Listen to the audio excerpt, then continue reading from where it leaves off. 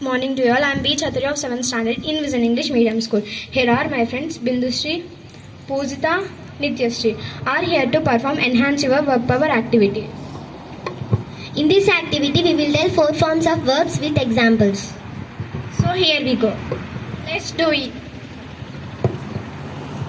First form of the verb is take. I repeat take. Example for the take is do you take sugar in your coffee? I repeat, do you take sugar in your coffee? మీరు కాఫీలో sugar కలుపుకుంటారా? Second form of the take is took.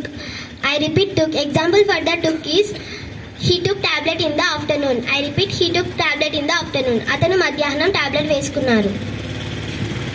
Third form of the take is taken. Have you taken your book? మీరు మీ పుస్తకం తీసుకున్నారా? Have you taken your book? మీరు మీ పుస్తకం తీసుకున్నారా?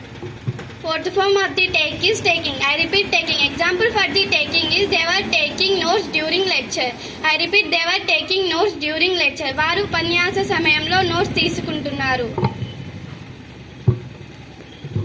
Today's verbs are take, took, taken, taking. I repeat take, took, taken, taking.